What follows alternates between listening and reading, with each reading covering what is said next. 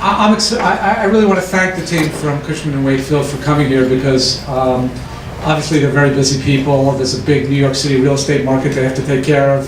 So making time out of their busy schedules to come here is a huge favor, and we're very appreciative. You know, the Lubin School is really very well known for its experience-based education. The Entrepreneurship Lab is all about helping students get hand-on experience in building businesses, participating in businesses, learning in context, with supervision from faculty. And I hope those of you who are not already familiar with the Entrepreneurship Lab will become more familiar with it. I'll tell you my one real estate commercial story, my big experience, because it really was interesting on a lot of levels. Great thing about a real estate project is that it really does require an understanding of every business discipline. You know, putting a project together really is everything from the marketing of the property to the financing of the property and to the management of the property. And obviously all the transaction structuring has to be accounted for and funded. So it's a very great microcosm of any business, is just being involved in a real estate project. One of the jobs I held before I was dean was I was head of corporate development and administration at Viacom. And this is when Viacom was a company that was built by acquisition. So it started as the spin-off of the CBS television library. Then they acquired Showtime, they acquired MTV Networks, and they acquired a bunch of companies. And they were all in different locations all over the city. And one of the things, when Sumner Redstone bought Viacom, one of the things he wanted to do was get everybody under one roof. So those of you who have some familiarity with Nickelodeon or MTV can imagine that the culture at a place like Nickelodeon that's all about young kids, and the culture at MTV that's all about adolescents and young adults is quite different from the culture at corporate headquarters of any major international company. And so the idea, when I first broached all the divisions about the fact that we were going to all consolidate under one roof, it was civil war. There was a huge pushback because the last thing those strong cultures at the entertainment properties wanted was to get homogenized into one corporate culture. So what was really interesting about the deal for me was my role. I had one of the great real estate gurus of that time was helping me through the transaction and all the different measurements and how real estate is sold and all the tricks. And so I didn't have to know. He taught me a lot about real estate because I really knew relatively little, and that was really a great experience. Just having a total pro by your side was great. But the thing I had to do was really the human management and the culture management, which was just as important a part. And as an entrepreneur, I think it's things you really have to think about, because what you say with your space is a very strong signal to your employees and your customers. And ultimately, to make the long story short, the way we got everybody to buy in was we gave the same per square foot budget to each division, but each division had their own designer and architect to develop a space plan that reflected their corporate culture. So even though we were all going to be under one roof, every elevator opening showed a very different face. And ultimately, that's where everybody still lives, in 1515 Broadway. So I'm glad you're all here. I think you'll get a lot out of this. One more time, I want to thank you all for being here. It's incredibly important to us. And have a great evening. Thanks.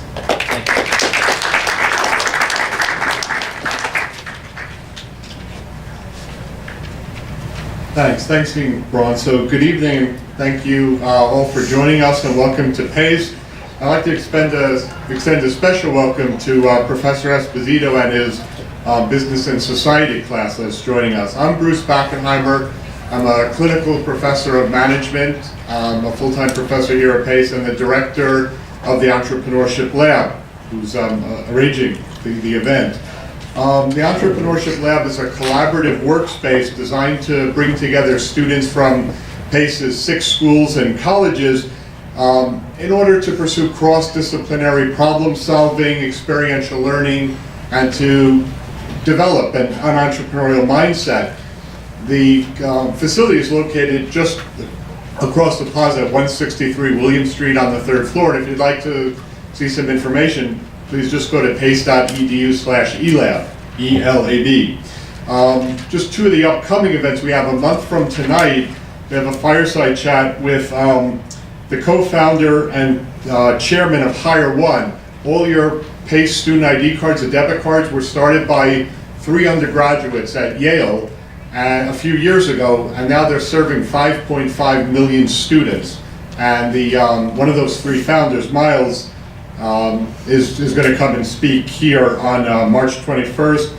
And then on April 18th, we have the 9th annual pitch contest, the PACE pitch contest, where students have 3 minutes to pitch a new business concept or a social venture. Again, our panel this evening, and they'll give everyone will speak and give a quick introduction and overview of their role.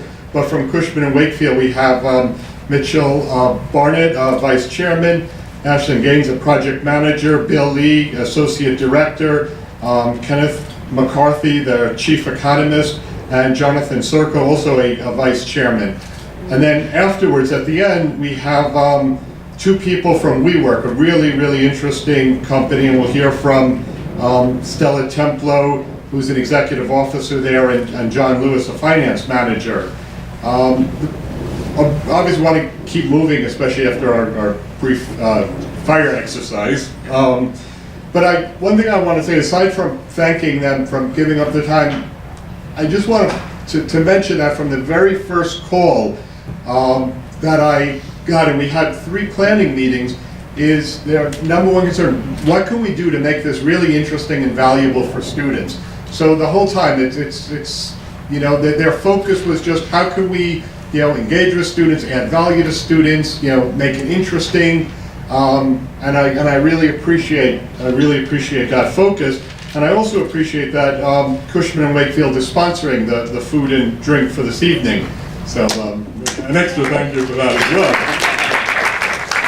And the second to last thing, if you don't mind, if anyone's tweeting, if you would just use the hashtag PACEELAB, PACEELAB. It's on the cover on the bottom of your thing. And when we get to the Q&A, we'll take questions from Twitter. So if you just send it from at PACEELAB, PACEELAB.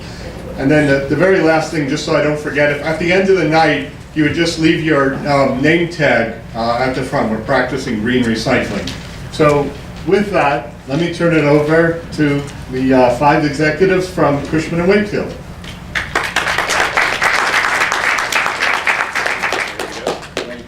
Okay. So, you know you're in trouble when they put the Economist first. I'm Ken McCarthy, I'm Chief Economist at Cushman and Wakefield.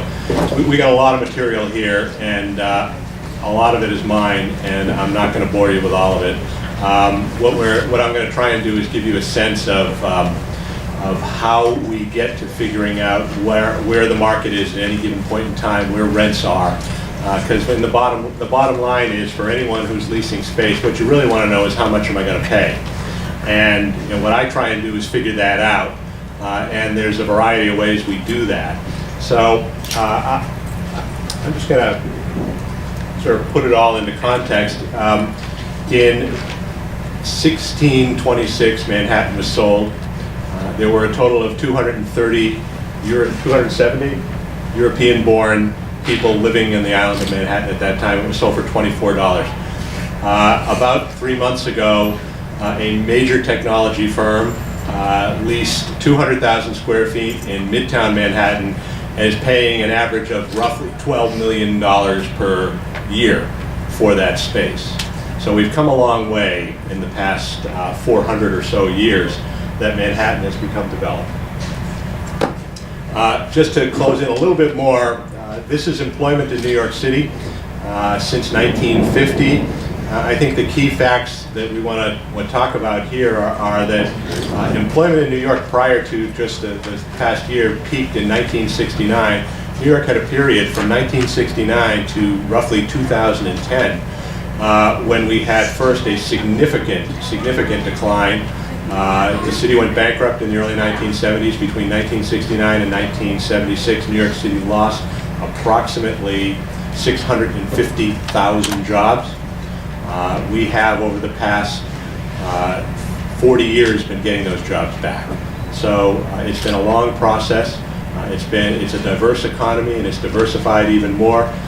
What I'm going to try and do is just sort of get you from how do we get to pricing, how do we get to rents? Well, we get to rents by understanding the economy, because it's number of people who are working that determines demand, right? That's how much space you need to occupy and how much space is occupied at any given time. When that employment number drops, there's a lot more space on the market. When there's a lot more space on the market, it's cheaper, right? Landlords have to offer it to you at a lower price. When that employment number begins to increase, then you get the market gets tighter, and when the market gets tighter, landlords are able to raise rents. So if you look over time, we've had, since that bottom in 1975, 3 periods of extremely strong growth in New York City. In the 1980s, we had a healthy boom that lasted until about 1990. Then we had another big drop in employment. From 1995 or so to 2000, we had the dot-com boom. That lasted until about 2000. We had another big drop after that, and then we had the most recent increase up until 2007, followed by the 2007-2009 recession. We have recovered from that recession. In fact, New York City has recovered much faster and much more strongly than most of the rest of the country, to the point where now New York has more people employed than ever before. The structure of employment in New York has changed, not hugely, but I think key for us is that if you look at two of these this obviously the pie on the left is 1990, the pie on the right is 2011. If you look at the green wedge there, professional services, that's a big category of people. And the other wedge we'll talk about is financial. Financial is always big in New York, but it's gone down relative to employment overall. And it's been offset by growth in professional services. Professional services includes a lot of what we would call technology industries. Software providers and service providers who use technology would generally be found in that category. Another category that includes a lot of technology workers is the information category, which you can think of as media. That hasn't really changed, and the reason it hasn't is just because while the internet and digital media has been growing, print media has been declining. So the net impact has been that it's remained about the same. Overall, New York City has outperformed the U.S. economy during the current recovery. We had a much shorter and shallower recession and have had a much stronger recovery. That's partly a result of the technology sector in New York. If you look across the U.S. today, and you look at the cities that have recovered the fastest, this chart just shows every city in the U.S., every major city, and how much of the jobs that were lost during the recession have been recovered. If you think of the U.S. as a whole, we lost a total of 8.8 million jobs in the recession. We've gained back 5.5 million jobs. So we've gained back about 65% of the jobs that were lost. That's that orange one in the middle, or 55%. If you look at New York, over here, New York has gained back 154. That means we have gained back more than all the jobs that were lost. New York City has surpassed the previous peak, and only 4 other cities have accomplished that. And if you notice, those cities have 1 or 2 characteristics generally in common. They are either driven by technology. You've got San Francisco, you've got Silicon Valley, you've got Boston, you've got Seattle, or they're driven by energy. You have Houston, you have Dallas, you have Denver. And the one city that stands out that is in neither of those categories is Washington, D.C. And the answer to that's very simple. They didn't lose any jobs. So they got them back, so they didn't have a lot to recover. In New York, as I said, there's been a significant change in who's employed here and therefore who occupies space. Financial services, which has historically been big in New York, it's still big, by the way. You noticed before it was 15% of total employment. Nationally, it's about 7%. So financial is much bigger in New York than it is in most of the rest of the country. But you can see over time it's been dropping. Even during the recoveries, even during the early 2000s, even during the 90s, financial recovered, but it never got back to its early 90s peak. And it won't, because the industry has changed and it is just generally shrinking and consolidating, particularly the banking piece of it. But what's replaced that in New York has become a much more diversified economy, and what's replaced that has been this professional services category. It includes things like lawyers, accountants, advertising, but it also includes digital media. It includes a lot of what we would call now tech jobs. There is no tech category in terms of employment, but this is one of the big categories that includes technology. So what we've seen has been a shift in employment away from a financial and toward more tech-driven type growth. And that's been good for New York because we do have a lot of technology here. In fact, New York attracts the third most venture capital in the country. Venture capital investment in New York last year was third highest event. Of course, Silicon Valley just outstrips everybody. And after that was Boston, and after that was New York.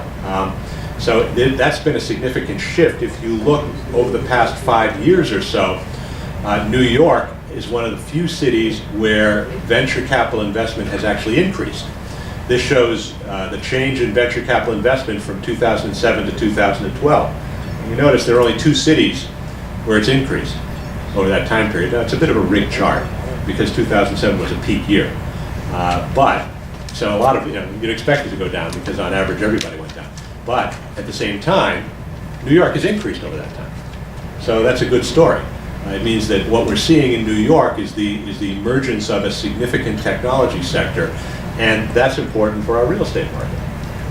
So if we turn to real estate now, so again, employment's a driver.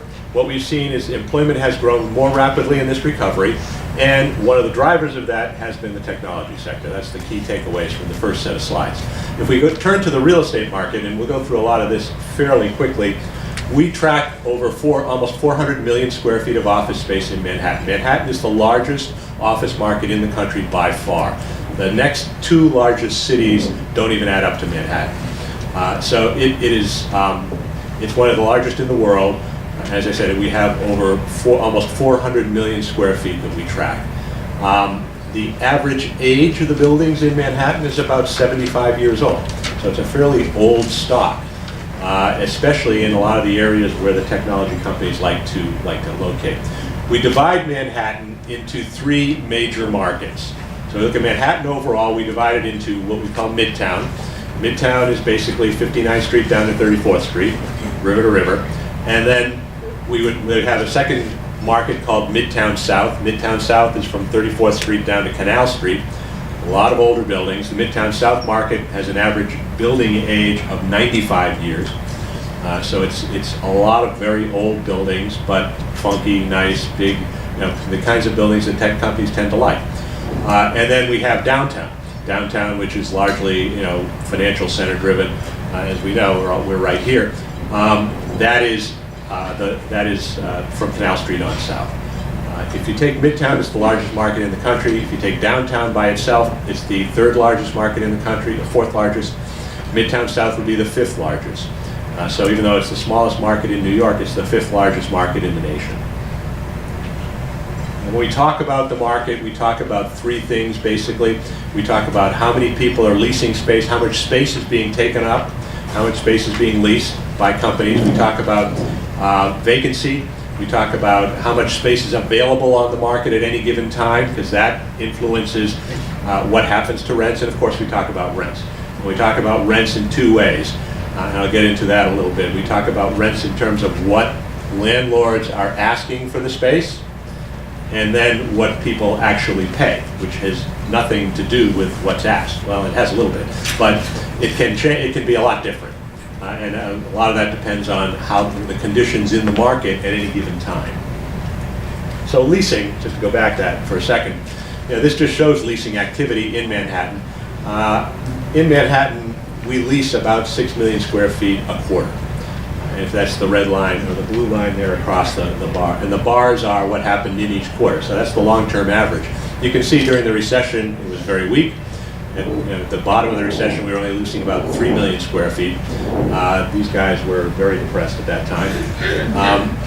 Then the recovery came, and there was a lot of pent-up demand, and things really took off. And for a couple of quarters there, it was really booming in the first half of 2011. Then the U.S. economy slowed down, employment growth slowed down, and we went back to sort of average. And that's where we've been over the past year and a half or so.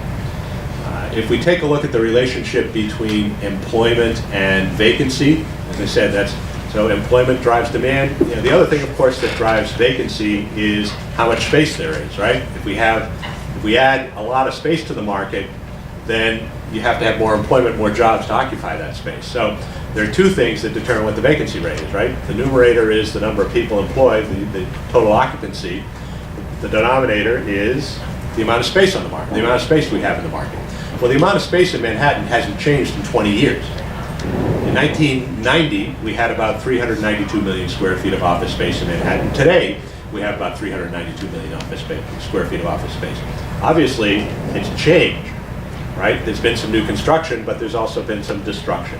9/11 had destroyed significant amounts of office space, and a lot of older buildings have been converted into residential. So the net result is the key driver of the vacancy rate, the key driver of the market is employment. And what this chart shows you is the relationship between employment and vacancy. When employment rises, vacancy falls, and vice versa.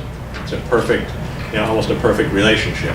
However, lately it's sort of fallen apart a little bit. We're back at the highs in terms of employment, the blue line, yet the vacancy rate today is much higher than it was at the last peak. And what that means is people are just using space more efficiently. So they're putting more people in their space, fewer square feet per person, if you will. So if you look at vacancy rates across markets, this chart shows the vacancy rates in Midtown South, Midtown, and Downtown. I think the key takeaways are, first of all, Midtown South is tight. The vacancy rate in Midtown South is about 7%, and it is, in fact, the tightest market in the United States. Downtown has seen a significant improvement recently, but we know there's a lot of space that's going to hit the market, so that's going to reverse itself. And I guess the second takeaway is really over the past year or so, it's been pretty flat. So we haven't seen a lot of change in vacancy. We haven't seen a lot of take-up of space. As I pointed out earlier, leasing was sort of average, and we've seen as much space come back to the market as been taken off, and the result is overall vacancy hasn't changed a lot. The next thing we look at is rents, and it's sort of a similar story. Rents are flat, and they've been pretty flat. They're drifting up a little bit, but basically flat in both Midtown and Downtown. In Midtown South, rents are rising. Midtown South is a tight market. Vacancy rate is tight enough that landlords are able to raise rents because there's not a lot of space. Tenants don't have a lot of options. And if they want to be in Midtown South, and a lot of tenants, for reasons that have very little to do with the cost of the space, want to be located in Midtown South, they will tend to, they'll bid up the space. They're willing to pay more because that's the location they want to be in. So that's what we've seen happen, and Midtown South has, in fact, over the past few years, there's been a significant shift in the market. This chart just shows what it's a difference chart. So we look at the difference in the rents between Midtown South and Downtown. It's Midtown South rent minus Downtown rent. So if you look back in 1995 at the beginning, Midtown South was less than Downtown, so the number was negative. Downtown was more expensive. That had been the case for a long period of time. However, since about 2007, that's changed. Midtown South, again, it's a lot of old loft buildings. Why do people want to spend so much on these buildings? But they do. And so what we've seen has been a significant shift. And now, Midtown South is significantly more expensive than Downtown. So we're at a point in the market now where if you are very cost conscious, do you really want to locate in Midtown South? It depends on what your priorities are. It depends on what's important to you. Rent is only one aspect of a real estate decision, and that's something you're going to hear from the brokers and from some of our other panelists. These are the rents. I'm not going to go into this in great detail. We not only divide Manhattan into 3 markets, we divide it into 20 sub-markets. So in Midtown we have like Park Avenue and Fifth Avenue and Sixth Avenue are all different markets. This just shows the rents in each of those markets, and sort of that you can think of a picture of Manhattan, especially in Midtown. It's more expensive in the middle. Madison Avenue, Fifth Avenue tend to be more expensive. Park Avenue, as you start to move toward the east and the west, it starts to get cheaper, and that's really what you see in that chart. Midtown South, I think the key takeaway from this chart is really that the light blue bars, which are this year, January of 2013, are all just about higher than the dark blue bars, which are January of 2012. So over the past year, you've seen rents increase in every sub-market. And you can see in the Greenwich Village sub-market, they're up almost 50%. For overall Midtown South, they're up 10% from a year ago. So I just want one more point, and then we'll move on. What landlords ask and what you actually pay are 2 different things. And what this chart shows is that difference. The red bars are what tenants have actually paid for space. in Midtown. This is Midtown South. And you can see that over the past year, that gap, if you will, between what tenants are paying and what landlords are asking has narrowed. So in a tight market, what happens is landlords take advantage of that and they don't discount. Long-term, I'll go through these. Long-term rents go up, they spike, and they did, and they will again, because again, there's not a lot of new space. If we project forward, we use employment as our base for projecting, and this is a forecast of employment. We add to that our inventory, and this is the inventory, this is what I talked about. It really hasn't changed since 1990, and even with the new construction downtown and in Midtown, it's not going to change a lot. So we still have a market that has a really fixed supply. So in an environment with a fixed supply, the key driver of pricing, the key driver of rents is demand, and the key driver of demand is employment. Our forecast is that rents are going to rise. Vacancy is going to drop because employment is going to rise in a fixed supply market. And it's true of Midtown, it's true of Midtown South, and it's true of downtown. And now I'll turn it over to Mitch to talk about the art of the deal. Actually, we're going to let Bill handle this. Go ahead. Here you go. I'm gonna run through these pretty quickly just to save us all a little bit of time. What Ken spoke a lot about was the market dynamics that are out there. I'm gonna spend a little bit of time talking about the other side of this, the colorful side, the art of the deal. One of the things that's important to realize is that as a future business owner, the real estate that you're about to take on, going back to the point that the dean made, is a cultural decision. So in a lot of ways it legitimizes your existing brand, and it creates a tone for the people that you have hired and for the people that you will hire in the future. It's also your second largest cost after employees. To give you an idea of the acquisition process as a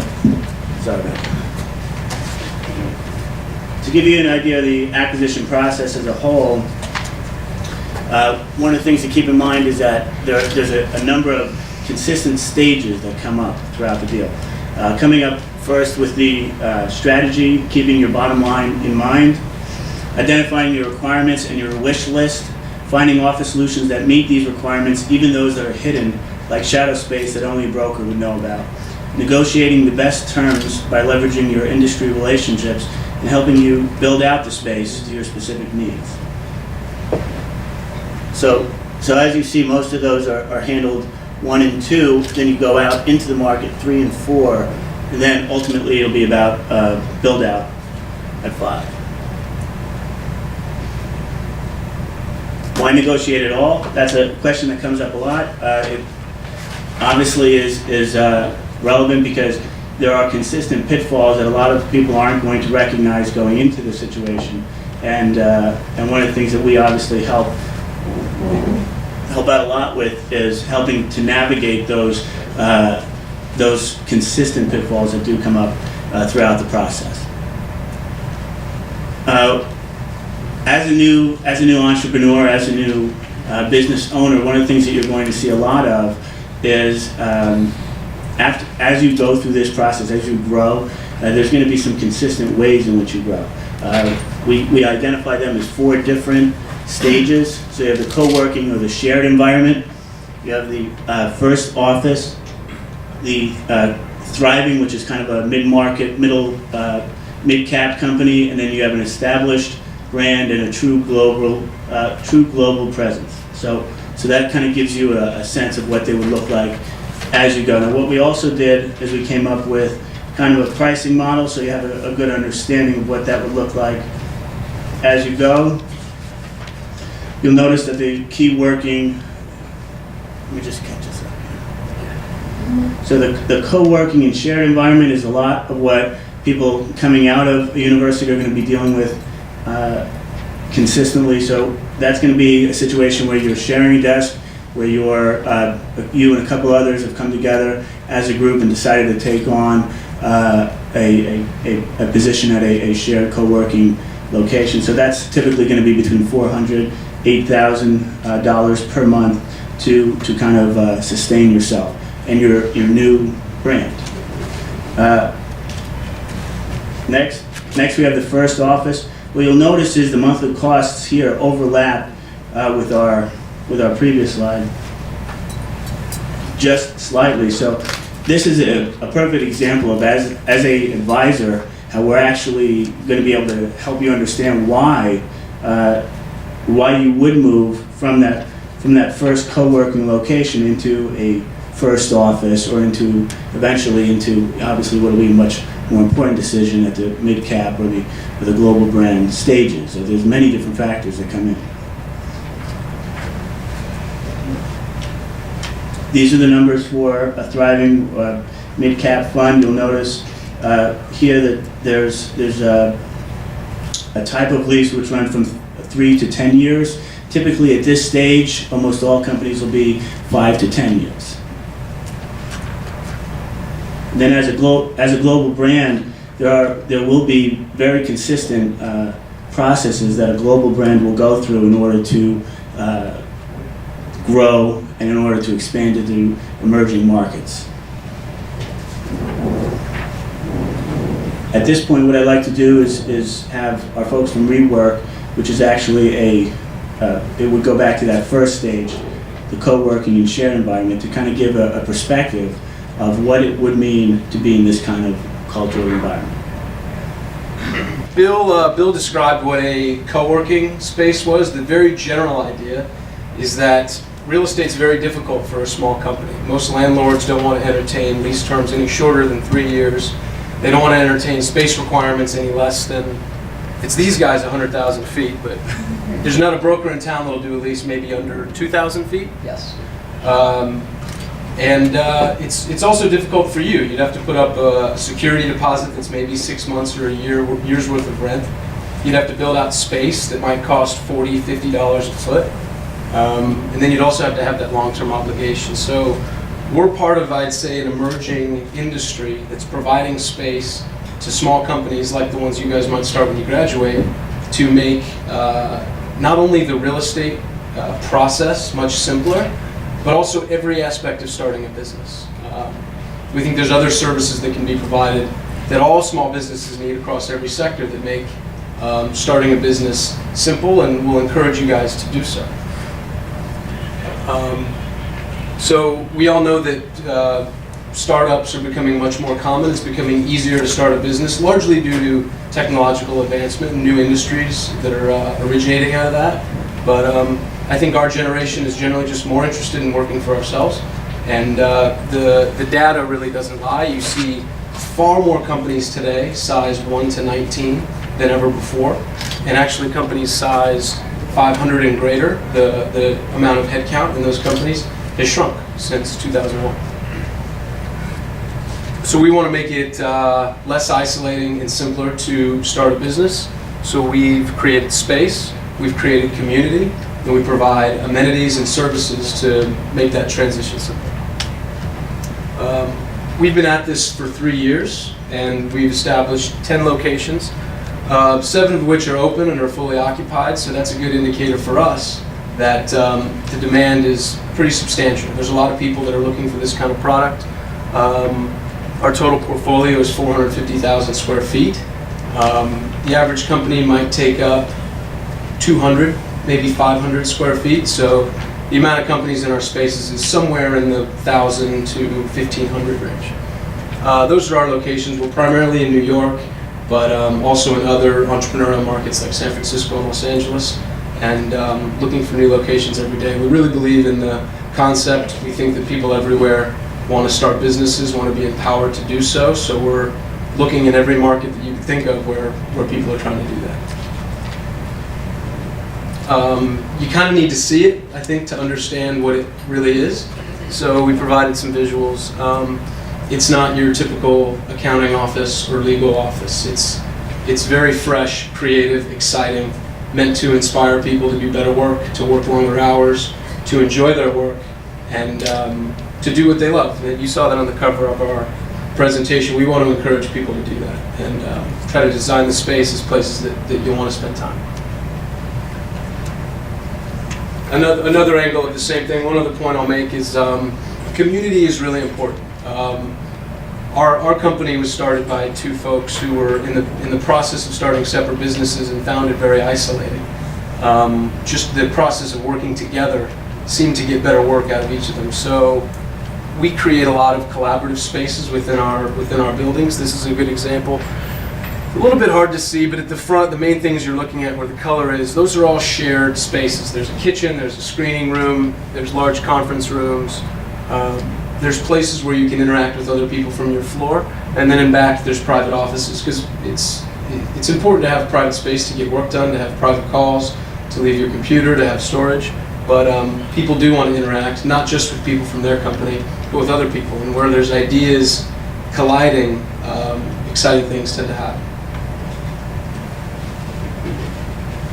Sure. My name is Stella Templo, and this is John Lewis. And They introduce. well, one of the things that I wanted to go back to what John was saying about our founders are Adam Newman and Miguel McKelvey. Both of them were serial entrepreneurs, and for both of them, they each started 4 businesses before they started WeWork. And they had, in talking to each other, because they were sharing the same building at one point in time, they found that they went through the same challenges every time they opened a new business, and they discussed that ad nauseum. And then finally they said, you know what? There's no reason to make other people go through the same hardship that we had. We can create a community for other people that can share their stories and help each other avoid the same pitfalls and lower the barriers to entry so that people who have an idea, people who want to become entrepreneurs, can actually do that instead of taking perhaps the soulless job that has a guaranteed paycheck. If we can make you succeed, that's what we want to do. So, and I said this to Mr. Serko on his tour, while our tangible product is office space, what we're really trying to do is provide a community in which you can succeed. So, on top of the office space, we also provide a lot of services that we know that new businesses need, like insurance, like food and beverage, tech support, all these things that if you're a startup, 99% of your brain is on starting your startup and not the lease on your copier. And so we'll try to take that headache away from you. We have a lot of different companies in our spaces, and it makes it a really fun place to work. So you're not going to your office space and seeing only your coworkers. You're seeing people perhaps in the same stage as you, but in so many different industries, and it makes it really, really fun. And you'll get a different event every week, and there's a continuous learning component to it that makes it really, really exciting to be there.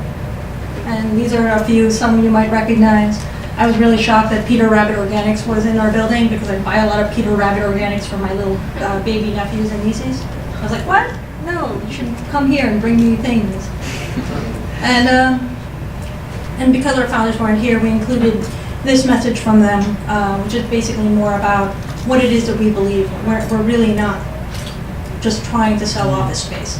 As John said, we're at 100% occupancy here in New York, mostly because I think that there's a demand for what we're selling. We're selling support on top of services so that we can enable you to succeed. And we really do believe that we all work better together. Even though you're working on your project and I'm working on my project, there's a value and a tangible lift from being together and experiencing the same.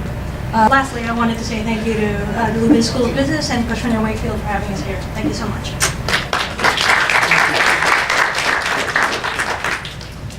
Stella and John, thank you very much for that presentation. In the short time we've got to know you and been through the space, we'll tell you we are real believers in the concept. We were there to witness the collaboration. It's an exciting journey you're on, and it's like we're just at the beginning of it. So, Just trying to feed your business.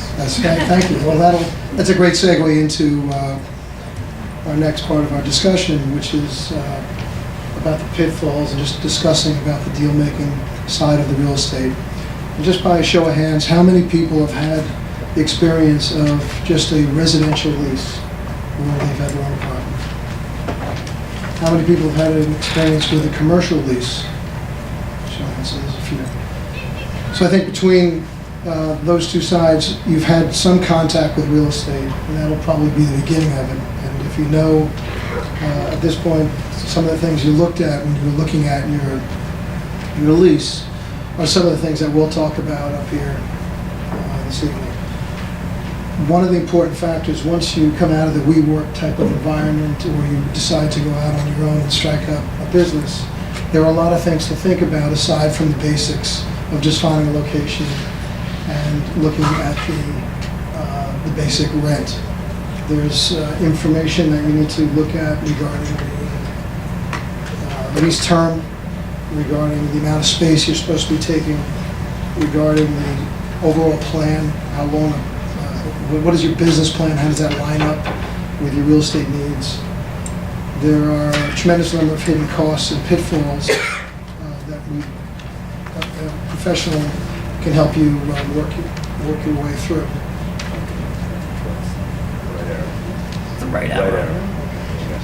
So here's a list of examples of the types of things you'll be thinking about when you go out for looking at a commercial lease. And the first thing we would tell you is to find an advisor, find an expert who can help you. Just like WeWork reduces that barrier to entry, and they are the experts in providing you with a workplace environment and community so we can start your business. Similarly, you want to find someone who's got the expertise, the ability to help guide you through and navigate through the difficulties of a lease. And earlier you heard the story about a seasoned professional, the dean, who'd been through a very significant lease. The Viacom lease was just re-signed for 1.5 million square feet. It's one of the largest deals in history in New York. And when we started the business, probably close to 30 years ago, there were a lot of interesting lease clauses that the landlords would put in front of the tenants. And there's a lot of discussion back and forth about how do you decipher what's important and how to handle some of these things. So we talk about basic rent, and on this list you see strategy development, workplace factors, building ownership, flexibility. I'm going to jump to a couple that are very interesting. We have a couple of stories on. One is a loss factor. In New York, it's one of the few cities in the country where there really are no set guidelines that require the landlord to set the footage. So over time, the two factors that increase the rent would be the base rent and the square footage. And each of those hits a pressure point, at which point the marketplace will push back. What the landlords discovered early on is that at the point they would reach the threshold, and a lot of these discussions take place amongst business people, cocktail parties, conversations, business meetings, etc., where we would talk about, let's say the threshold for rent in a certain area was $40 a square foot. The landlord started to discover that the footage measurement for that 1,000 square feet, the next time a lease would roll, they might increase the footage measurement by 10% and take a look at that number. And these numbers were originally guided by the real estate board, and over time they became more of a market factor. So these are something that you want to take note of if you're going out to look at space. To really understand what is the usable, carpetable area. The brokers will work with you on that. You'll have an architect, but to understand how many people you can actually fit within the actual space that you're leasing, and in many cases, the correlation between that number and how many square feet you're actually renting need to be examined. There are buildings in New York where if the block that the building was built on is 40,000 square feet, landlords are renting floors in the building for 50,000 feet. How could that be? It's because there are no guidelines. Like John said, it's a market-driven number. It's something you need to take advantage. You pay attention to the difference now between what you can put carpet on and what landlords call their rentable area. It's about 27%. And when you only take a piece of a floor, that number can go up to 35 or 45%. A typical lease in New York is over 100 pages. In the documentation, and there are some very skilled attorneys with whom we work who can understand how you get through this documentation. And there are some skilled brokers who can help represent you and get through the information that's going to be important to the business deal. Aside from the base rent, there are a lot of factors. So another one that we're looking at under the critical lease clauses, the escalation lease clause. So let's take you back a little bit. There was a clause called Porter's Wage that was introduced probably about 25 years ago by one particular landlord who will remain nameless. But the concept was that they were going to the tenants and saying, look, we pay the porters in the building, those wage rates are established wage rates, and you're paying for the porters in the building, so we're going to increase it. And they came up with these various formulas. One formula was penny for penny, which really meant that for every penny of charge by the porter, they would charge you a penny. There was penny and a quarter, which was really meant that you would pay 125% of whatever they were paying the porter. And there was penny and a half, and so on. So there were many leases that were crafted where the tenants would look at this and say, oh, I'm paying for the porter's wage. And in fact, all it was a formula by which to derive an increase in the rent. So if you figured out that penny and a half was 150% of whatever the prevailing rate for the porter was at that time, which really had nothing to do with your real estate or your lease. So it was an increase in the rent that was passed on to many, many tenants. And as the brokers and as the tenants became more and more sophisticated, we started to look at these types of clauses, rent escalations, including that. So as we've gone on through the historic cycle, we've started to get a little more granular, looking at what exactly are the expenses of the building and what are those increases likely to be, and to try to arrive at something that's more reflective of the market. To give you an idea of the magnitude of what John's talking about, I can remember walking into a client's office who assured me that he was paying $45 a square foot. Can everybody hear me? Okay. I usually don't have a problem with that. Tenant assured me he was paying $45 a square foot. We got copies of his rent bills, his lease. We did an audit, and he was paying over $90 a square foot. The porter's wage formula John's talking about compounds. So by the time you get into the second half of your lease term, your seemingly meaningless porter's wage escalation that started you off at $1 or $2 a foot can sometimes, and in this tenant's case, equal as much as the rent itself.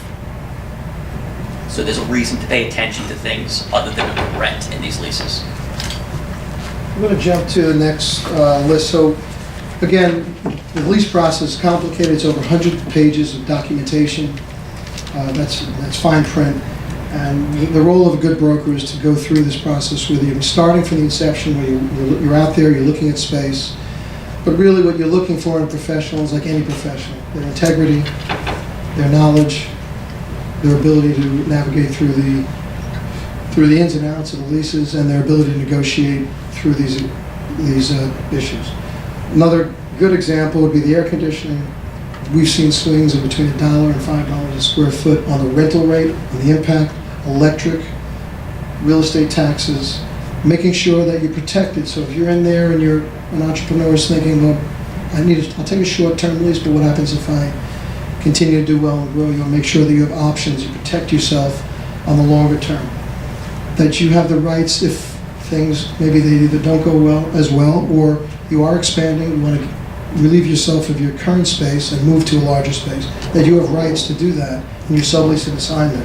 And that could have a significant effect on your cost, so that you're not stuck essentially eating the rent on the initial lease if you need to get out. Construction costs are a huge part of the expense that most tenants have to deal with, and you need to be aware of, first of all, how you're being charged for the construction costs, what the markup is on those construction costs.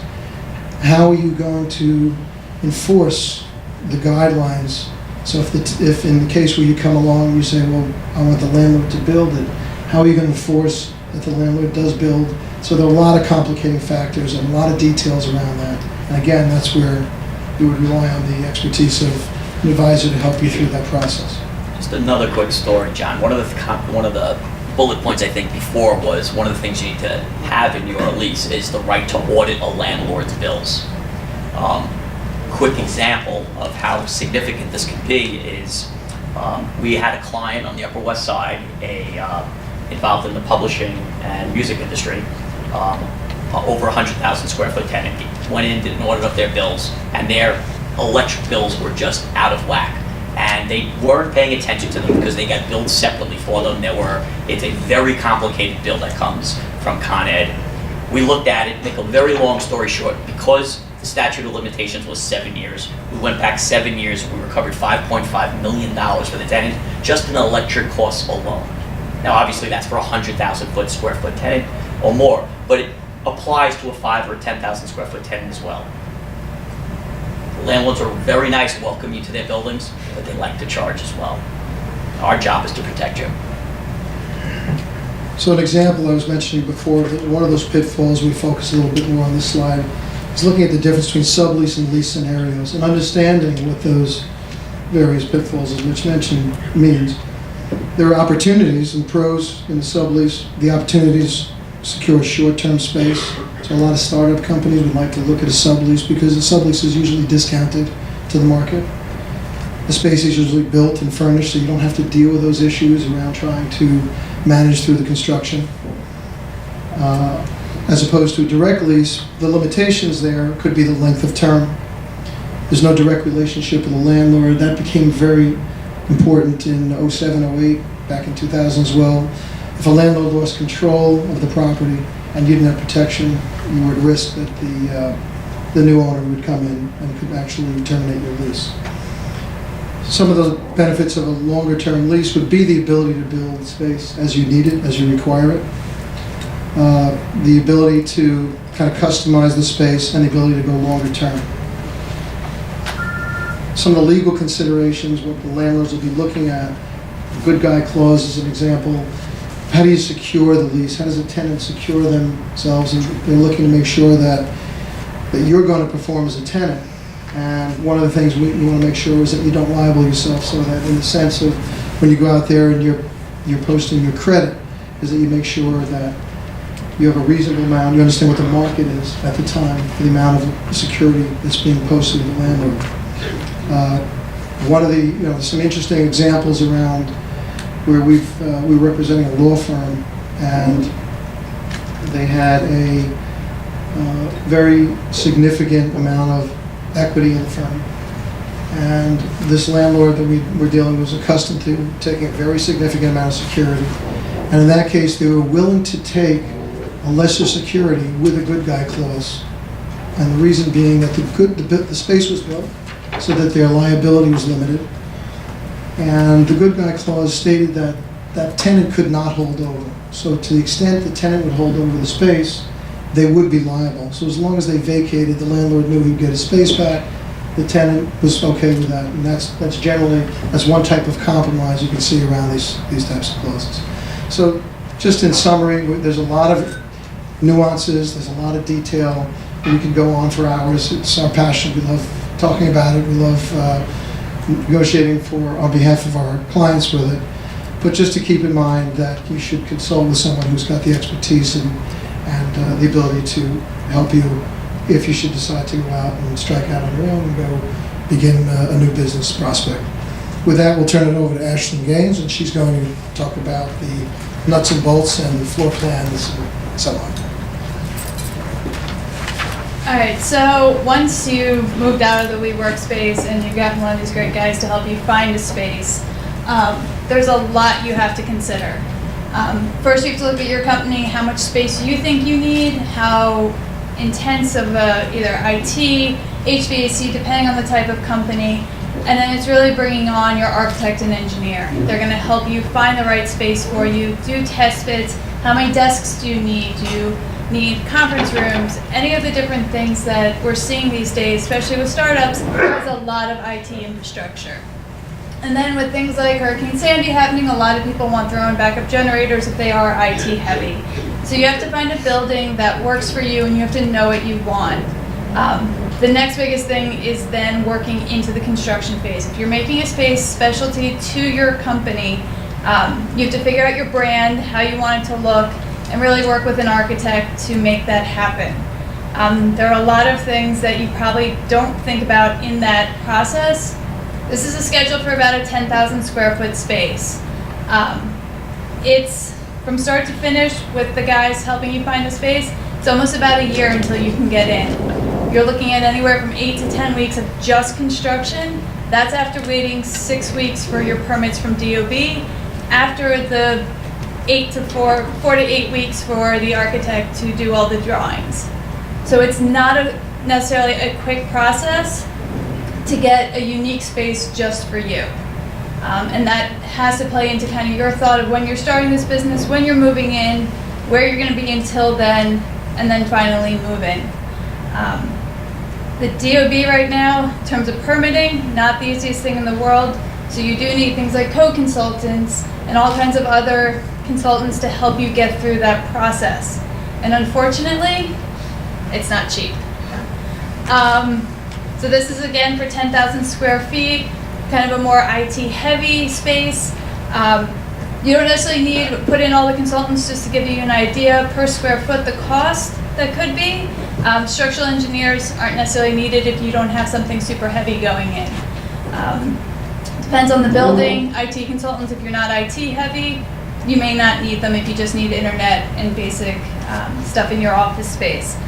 But it's definitely to create that unique space, which, WeWork space is amazing, and building stuff like that is what everyone's starting to move towards.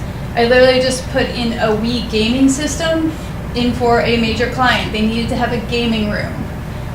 It's collaborative, it's getting people to work together, and some downtime. People are moving towards that stuff, even in small spaces.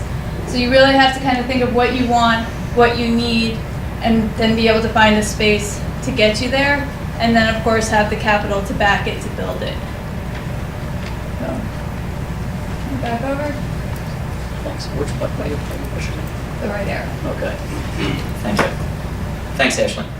So as you can see, real estate is really a mixture of expertise, market knowledge, creativity, and having the right team who truly understands your business. But as we said earlier, real estate is about more than just a transaction. The best and most fulfilling transactions I've been involved with have been with long-term clients. Many of those clients, the professional relationship actually ended up outside that realm. They're some of my best friends. And by being there for your client, you need to be there in the good times and the bad, even under the most unexpected circumstances. So we don't